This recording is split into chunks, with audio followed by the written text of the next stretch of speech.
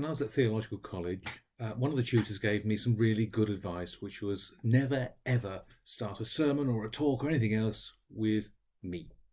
So bear with me while I break that rule, because actually I feel I'm really lucky. I live in a lovely house. I've got a lovely family around me. I've got a lovely garden, and just out there across a field, I have got the North Downs. So my exercise walk every day is in a lovely place. I am lucky.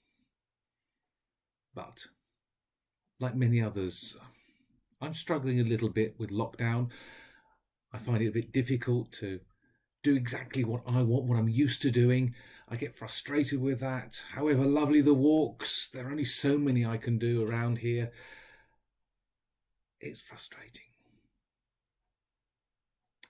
But I also know that God knows that. God knows, God understands. The Psalms tell me my second favourite psalm is Psalm 139, and it starts like this. O Lord, you have searched me out and known me. You know my sitting down and my rising up. You discern my thoughts from afar. You mark out my journeys and my resting place, and are acquainted with all my ways. For there is not a word on my tongue, but you, O Lord, know it altogether. You encompass me behind and before, and lay your hand upon me. I think it's lovely. The fact that God knows that however lucky I am and however frustrated I feel about whatever else is going on, he knows, he cares, he is always there. It's not going to make me less frustrated, but isn't it great to be able to just say to Lord in prayer, I don't know why I'm feeling like this, Lord, but I am. I don't know how this is going to end, Lord, but it will. And at least I know, Lord, that you are with me and those I love and those who are really challenged by this time. It's a great psalm, Psalm 139. It's really, really lovely. It carries on with some wonderful phrases like, you yourself created my inmost parts. You knit me together in my mother's womb. I thank you, for I am fearfully and wonderfully made. Marvellous are your works, my soul knows well. That lovely image that God knows us so intimately, not only our thoughts, but how we're made. He was there for us from the very beginning. And this psalm is often used in worship, and it ends with Psalm 18. It ends with verse 18. If I count them, this is the advice that God gives us, if I count them, they're more in number than the sand, and at the end I'm still in your presence. A lovely way to end. But the psalm actually doesn't end there. It carries on with a bit of a challenge. Oh, that you would slay the wicked, O God, that the bloodthirsty might depart from me. They speak against you with evil intent. Your enemies take up your name for evil.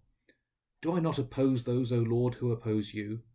Do I not abhor those who rise up against you? I hate them with a perfect hatred. They have become my own enemies also. That's hard. The psalmist there, or whoever's written here, has really got into what he's saying and then realised that, actually, I'm feeling this. I'm going to give this to you as Lord as well, because you know me. You know exactly what makes me all that I am, what I'm feeling. So I'm going to tell you what I'm really feeling, this anger that I've got about other people. And then the psalmist sort of catches themselves and goes, oh, yes, search me out, O God, and know my heart. Try me and examine my thoughts.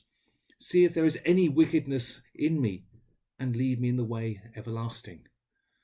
Brings it back to where he started. But however challenging those 4 verses are, I find them really encouraging that someone felt that they could say that to God. And for all of us in this time, wherever we are, whatever we're feeling, it's not all lovely.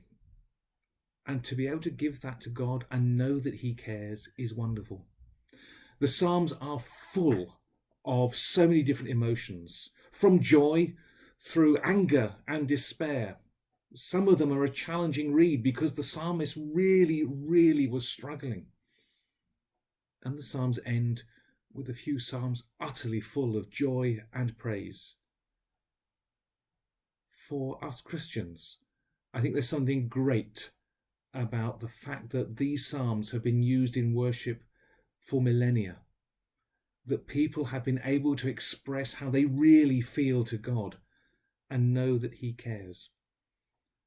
So in these challenging times for all of us, where there are moments of joy for many, and there are also times of anger and despair, to know that God knows and God cares.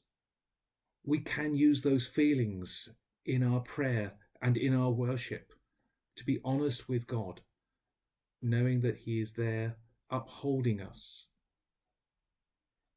It won't change how things have got to play out, but it gives hope and support to know that what we really feel, who we really are, is important to God and known by him.